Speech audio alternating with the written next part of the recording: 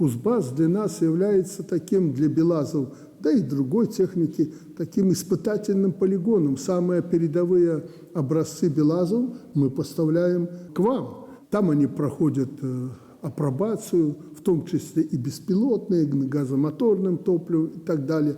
Мы в этом плане можем с вами работать, но есть проблема, которую нам с вами надо решить. Это мультибрендовые центры, которые мы создали. Там выставлена техника вся представлена, и МАЗы, Минского ТМБЗ, МТЗ, и Белкоммунмаш, вся, и сельскохозяйственная прицепная техника. Мы готовы шире сотрудничать через вас с тем регионом, где расположен Кузбасс. Это половина Сибири, фактически густонаселенной Сибири.